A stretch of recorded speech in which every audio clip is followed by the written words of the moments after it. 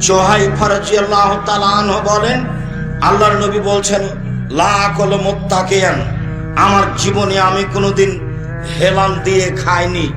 খাওয়ার নিয়ম, আমার জীবনে আমি কোনোদিন হেলান দিয়ে খাইনি। হেলান দিয়ে খাওয়া কাকে বলে?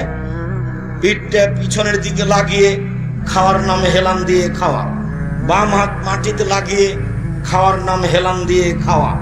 ডান হাত মাটিতে লাগিয়ে খাওয়ার নাম হেলান দিয়ে খাওয়া।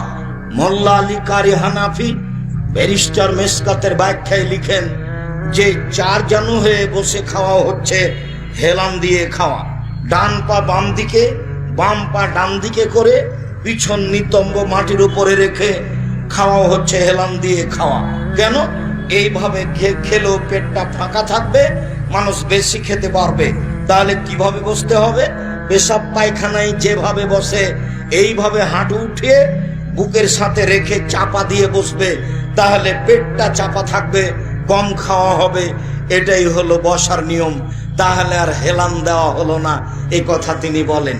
সম্মানিত দিনী ভাই বোন, আল্লাহর নবী হেলান দিয়ে খাননি এই কথা তিনি বলেন, আল্লাহর নবী নিচে বলেন। তবে হেলান দেওয়া কি জিনিস এই কথা তিনি বলেননি। বিদ্বানগণ বলেন পিছন দিকে হেলান দেওয়া মানে হেলান দিয়ে খাওয়া। বাম হাত রেখে মাটির সাথে রেখে কোনো কিছুর সাথে রেখে খাওয়ার নাম হেলান দিয়ে খাওয়া। ডান হাত কোনো কিছুর উপর রেখে খাওয়ার নাম হেলান দিয়ে খাওয়া। মোল্লা আলী কারি বলেন চার জানু হয়ে বসে ডান পা বাম দিকে, বাম পা ডান দিকে দিয়ে নিতম্ব মাটির উপরে রেখে বসে খাওয়ার নাম হেলান দিয়ে খাওয়া। এগুলো সবই হলো হেলান দিয়ে খাওয়া। তাহলে খাবো কিভাবে? যেভাবে পেশাব পায়খানায় বসা হয়, হাঁটু বুকের সাথে লাগিয়ে পেটটা চেপে খেতে বসতে হবে। তাহলে অল্পতে পেট ভর্তি হয়ে যাবে, খাওয়া কম হবে।